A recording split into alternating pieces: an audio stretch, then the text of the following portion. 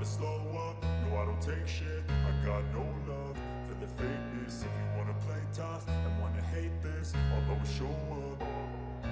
I don't ever slow up, no I don't take shit. I got no love for the fakeness. If you wanna play tough and wanna hate this, I'll always show up and make a statement. I don't ever slow up, no I don't take shit. I got no love for the fakeness. If you wanna play tough and wanna hate this, I'll always show up and make a statement. Everything.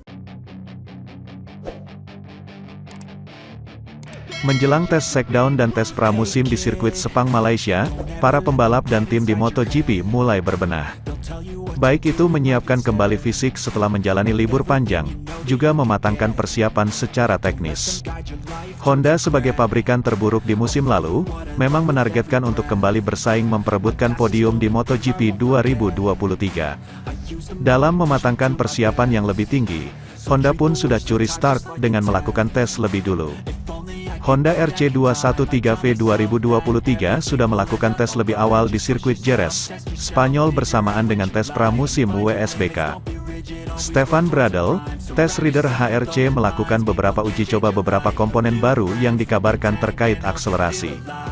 Tentu tes ini guna mempermudah dalam menyeleksi komponen, dan perangkat apa yang akan dicoba pada tes Shakedown di Sepang.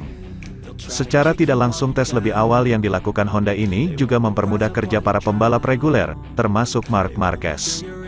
Sampai saat ini masih dirahasiakan apa saja yang akan dibawa Honda untuk menunjang performa motor terbarunya.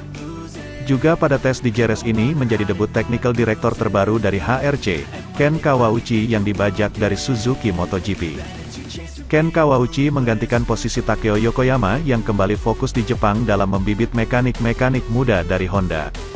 Tak pelak tes kali ini juga bisa menjadi debut Ken Kawauchi dalam mengawal Honda dengan tantangan besar.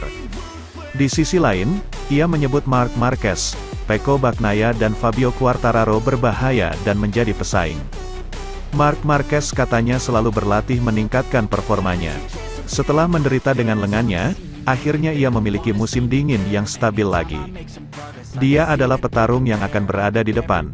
Kemudian ada Fabio Quartararo yang memiliki semangat juang tinggi. Tahun lalu dia menjalani musim yang hebat, namun ia kalah karena tidak memiliki motor terbaik. Lalu ada semua pebalap Ducati, dengan Pecco Bagnaia sebagai juara dunia. Kemudian ada juga semua pebalap Aprilia.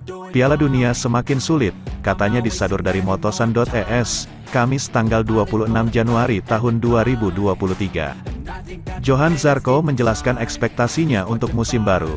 Pebalap Prancis itu tahu bahwa ia harus berkembang dalam berbagai aspek, terutama untuk tetap kompetitif dan bisa bermimpi besar di MotoGP.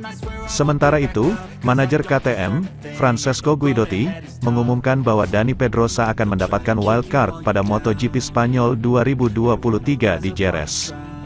Tes rider KTM akan kembali turun di balapan MotoGP, yang akan berlangsung di Jerez, kuilnya balap roda 2 Spanyol, pada tanggal 30 April mendatang.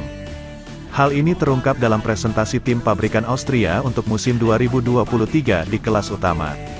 Pembalap yang pensiun akhir 2018 tersebut siap menghibur para penggemarnya. Ini bukan pengalaman pertamanya dapat wildcard. Saya menerima konfirmasi beberapa menit yang lalu bahwa dia akan melakukan wildcard di Jerez, kata Francesco Guidotti, manajer tim resmi. Itu menunjukkan betapa pentingnya Dani bagi kami. Kontribusi yang bisa ia berikan kepada kami cukup tinggi dan kami mencoba memberinya kesempatan untuk mengembangkan potensinya secara maksimal, baik saat tes maupun wildcard. Pada 2021, Pedrosa mencoba peruntungan dengan RC16 di MotoGP Styria, Austria.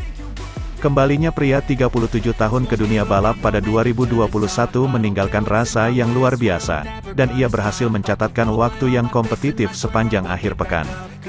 Ia memulai dari posisi ke-14, dan pada hari Minggu, ia berhasil naik ke posisi ke-10. Namun, keikutsertaannya bukannya tanpa rasa takut. Balapan di Styria merupakan balapan yang cukup bergelombang, seperti yang pernah terjadi pada 2020. Ia mengibarkan bendera merah karena kecelakaan. Pedrosa terjatuh di tempat yang sulit, dengan seluruh peleton berada di belakangnya, dan Lorenzo Savadori akhirnya menabrak motornya.